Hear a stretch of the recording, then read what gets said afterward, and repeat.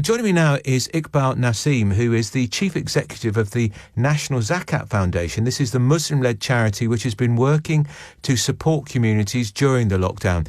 Mr. Nasim, how difficult is it for you and the lockdown? Are you finding it very difficult? Hi, good evening, Andrew. I'm one of the fortunate or unfortunate ones with 3 young children, so that's so that keeps you very busy. That's keeping us busy. So, do you have a garden? A small garden. We have a small garden, fortunately. Yeah. Well, so that makes a big difference. So, what are you doing with your organisation to support communities during the lockdown? Sure. So, the National Zakat Foundation provides a whole range of grants, basically, to individuals who are in need. We've been doing this since 2011, the largest Muslim charity that actually focuses on doing that for people in the UK. So our focus in recent times has been on providing especially hardship relief grants to those people who have lost their jobs, who have been self-isolating and have been, 0 hours contracts. We've actually seen a fourfold increase sort of year on year and a doubling month on month in terms of the number of people who've been getting in touch with us asking for these hardship relief grants that we're providing currently. And what sort of, these are people who are running their own businesses, are they, in the main, Mr. Nasim, that they perhaps had to close shops or that sort of thing? All sorts, to be honest. So that's definitely the case. People who are, they might be the people who are running small businesses, but also just the self-employed, people on 0 hours contracts. So people who, there's that middle zone of people, right, who are neither in kind of secure employment, who are not currently being furloughed. So I suppose those who are in that scenario are being relatively well looked after. But as we all know, there's that whole category of people in the middle who, as we've been hearing in recent days, right, a lot of the small businesses and a lot of those who are the self-employed, they're still going to be waiting some time before they can get either the loan money or the support money that's due for them in a few months' time. Well, and if they're waiting for the government bank loans, they're going to have a long flipping wait, because that seems to be a bit of a disaster. A lot of self-employed people, of course, Mr. Nasim, drive cars. The drivers, taxi drivers, presumably work for them as evaporated. Yeah, I think for a lot of them it has definitely evaporated. I think to a certain degree, like there is maybe a portion of them for whom actually work has increased, in the sense that there's a lot of deliveries, right, Uber Eats and the like. So all of that's sort of going on. But at the same time, of course, like the usage of these things has gone down massively. And so we've been seeing, just a huge increase of people on real desperation. And frankly, even if it's people who have just lost their jobs and have now applied for universal credit, we also know that takes a few weeks to come through. So I suppose what we've been able to do is provide quick access grants, which if somebody can submit a complete application form, we've been able to turn around a grant of anywhere between £400 and £1,200 to deal with immediate kind of needs in the next month within about 24 to 48 hours. Yeah. And how big is your pot of money, Mr. Nasim? So we have an annual grant pot of around 3.5 million. Right. But this year, we're just coming up to the month of Ramadan, which is when a lot of our funds come in. About that, yeah. Right, yeah. So a lot of our funds come in, and it's been an interesting one because, on the one hand, a lot of people have been negatively affected by this, but at the same time, I think even the Muslim community now is thinking much more about giving locally, which is a message we've been kind of harking on about since we were founded in 2011. And because we know almost for sure now that we are going to see, now in the tens of thousands reaching out to us for help this year over the course of the year, as this thing has its net financial and economic impact over the medium term.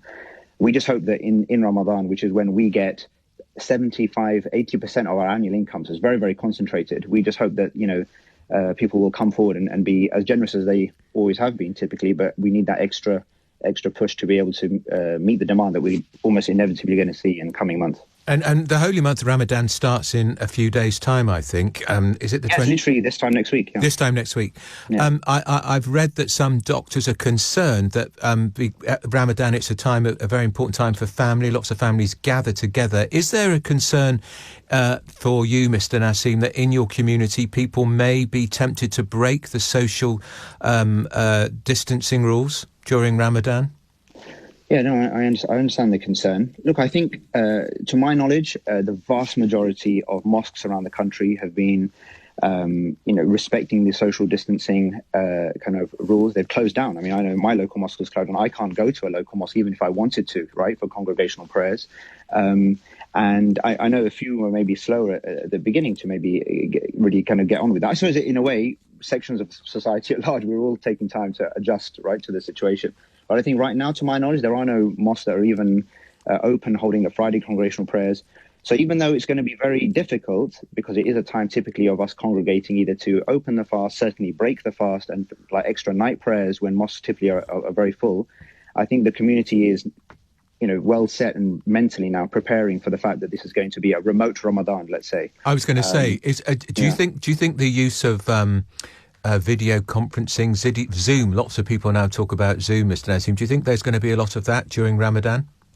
No, absolutely, yeah. So there's a lot of initiatives that, you'll see on sort of, amongst the Muslim community in social media where, there's going to be like sort of spiritual kind of events and reminders, listening to, say, Quranic recitation, people just gathering and just trying to encourage each other in their local community, just hosting kind of conversations, discussions, maybe breaking the fast together. So I know that there's the Ramadan Tent Project that typically does open iftars, right, where people can come and break their fast, typically on every night of Ramadan. They've been doing that for a few years. This year, obviously, they can't do that, but they're trying to replicate the spirit of that basically online and have people break their fast together in that way. So I suppose just like everybody else, we're trying to make the most of the situation, whilst of course completely respecting the social distancing guidelines, and it's something which I think we're very much prepped to do. So hopefully we're not going to see any Muslims kind of flouting those rules. We're going to be very respectful of that. Could I ask you just finally, one of the questions that was asked at the Downing Street briefing yesterday was a concern amongst members of the black ethnic community that the death toll appears to be proportionately higher. Is that a concern for you, Mr. Nasim? And is there any explanation as to why that may be the case? Yeah, it's a really good question. It's definitely a big concern. We know that that's the case, certainly on amongst the NHS staff that have passed away, unfortunately.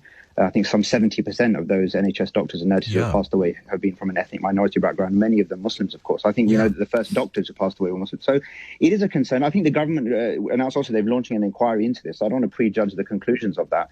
But we know that there are various sort of factors at play, right, that to possibly kind of explain that. We know that certainly, I can speak more about the financial aspect. I think that's more my kind of where my expertise. So we know that disproportionately, a Muslim has been more than twice as likely to be in poverty in this country as those from other faith and non-faith groups. That's something which statistics have shown. So certainly we know that there's a disproportionate financial impact on kind of this particular religious minority, and therefore the ethnic minorities that compose large parts of the Muslim community. But definitely it's a big concern, definitely needs to be looked into. We wait for the results of the inquiry.